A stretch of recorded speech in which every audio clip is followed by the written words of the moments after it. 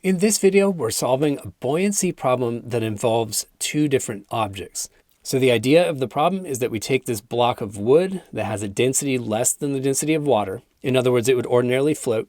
And then we tie a lead weight to it with the perfect mass so that we can sink the combination below the surface and it will just stay there in equilibrium. So the main part of the problem is to compute the required mass of lead to get this done. And then the follow-up question is to get the tension in the string. And just to note the given quantities here, we have the density of the wood block, the mass of the wood block, which by the way should allow us to find the volume of the wood block, and we're given the density of lead and the density of water. So not surprisingly, the way we're going to start out here is by labeling all the forces acting on each of these objects, and then we'll apply Newton's second law. So starting with the forces on the wood block, we have three of those. There's the buoyant force pointing up. Remember, we're going to compute that by using Archimedes Principle.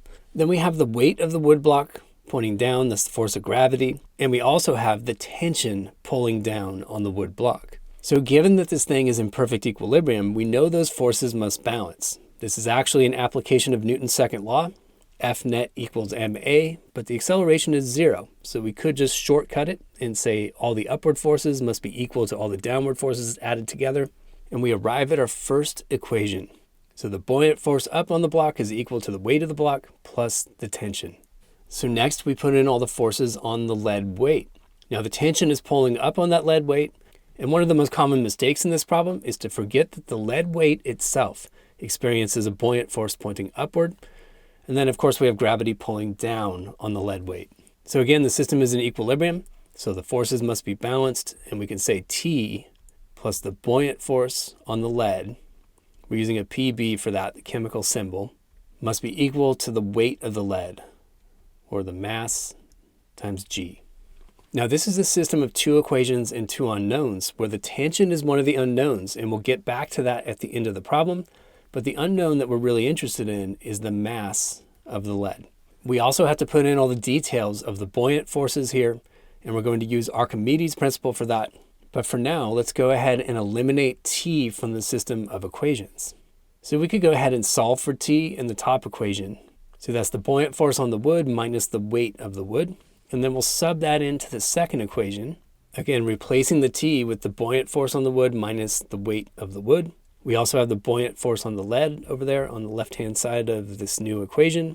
And on the right-hand side, we have the weight of the lead, or mass times G. So now we have to start getting into the calculation of these buoyant forces. And we use Archimedes' principle for that. The buoyant force is equal to the weight of the displaced fluid. And we're going to have to do a lot of manipulation with the definition of density here. So just a little reminder up at the top, density is mass divided by volume. That means the volume of an object is going to be the mass divided by the density. That's going to be useful to us. And it also means the mass of an object is the density times the volume. We end up using both of these manipulations several times during this calculation. So to get the buoyant force on the wood, we need the volume of the wood, because that's going to tell us the volume of water that it's displaced. And if we take the density of water times the displaced volume of water from that wood block, we're going to get the mass of water that was displaced. So I need the density of water here, so rho H2O. So that expression, rho H2O times VW, is going to give us the mass of displaced water. If we multiply that by G, we have the weight of the displaced water and therefore the buoyant force. Now we do a similar thing for the lead. I'm going to take the density of water and multiply by the volume of the lead to get the mass of the displaced water, and then I multiply by G to get its weight. Now we still have to put in the details on the volume of the wood and the volume of the lead. And that's where we use the second version of this manipulation of the definition of density. Volume is mass over density. So the volume of the wood is going to be the mass of the wood divided by the density of the wood. Those are both things that we were given in the problem. And similar for the lead, the volume of the lead is going to be the mass of the lead. That's actually what we're looking for in the problem, divided by the density of the lead that was given to us. And I forgot a G over there on the left-hand side. Now notice that all the G's are going to cancel out. And what I'm trying to solve for here is the mass of the lead. So I need to move this term over to the right-hand side, and then we'll factor the mass of the lead out of that. On the left-hand side of the equation, let's see what we're left with. We have two terms that each have the mass of wood in them. So let's go ahead and factor that out. And I get the mass of the wood times the density of water divided by the density of the wood minus 1. Now on the right-hand side, I'm going to factor the mass of the lead out, and I'm left with 1 minus the density of water divided by the density of the lead. So finally, we just divide by this term attached to the mass of the lead to isolate the mass of the lead symbolically. So it comes out equal to the mass of the wood times density of water over density of wood minus 1, all divided by 1 minus density of water over density of lead. Now, one thing I want to point out here before we plug the numbers in is that in the numerator, I have density of water over density of wood. Well, that's a number bigger than 1 because the wood is less dense than the water, so the numerator is positive. In the denominator, I have density of water over density of lead. That's a number less than 1 because lead is more dense than the water, so the denominator is positive. So that's a nice check on reasonableness there. We're getting a positive result for the mass of the lead. So plugging our numbers in, we have the mass of the wood as 250 grams. We need to write that in SI base units as 0.250 kilograms.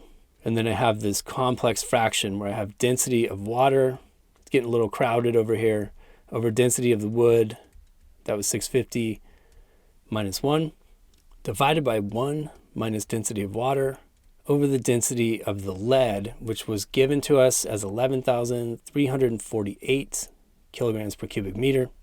And when we run the numbers on this to 3 significant digits, we find that the mass of the lead is 0.148 kilograms, or if you prefer, you could write it as 148 grams.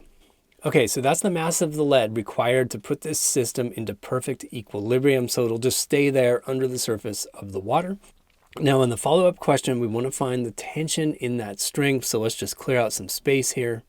And just a little reminder, we just found the mass of that lead as 0.148 kilograms. Now remember, when we started out the force analysis, we had 2 different equations that had T in them. And you can use either one of those equations to solve for T. I'm just going to use the equation that we generated for the wood block. So remember, using Newton's second law, we said if this thing is in equilibrium, well, acceleration is 0, the forces must balance, and we got this equation. So the buoyant force on the wood must be equal to the weight of the wood plus the tension, and we solve that for the tension. So we get the buoyant force on the wood minus the weight of the wood.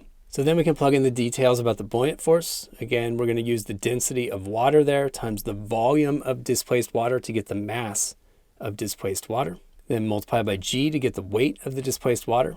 And now we have our buoyant force by Archimedes' principle. Then we have to replace the volume of that wood block with mass divided by density again. And we notice that we have 2 common factors in here, the mass of the wood and g. So we're going to factor those out. And I get mass of the wood times g times density of the water divided by density of the wood minus 1. Again, it's nice to do a quick sign check on this. The density of the water is greater than the density of the wood, so that's a positive term. And we can sub in our numbers now. So I have 0.148 kilograms for the mass of the wood block. We're going to use 9.8 for G, 1,000 kilograms per cubic meter for the density of the water, and 650 for the wood. And when we run the numbers on this to 3 significant digits, we get a tension of 1.32 newtons. Now, if you'd like to run an extra check on your work, you could always go to the equation that we generated by looking at forces on the lead and just sub in that tension we just computed and verify that that equation is also balanced.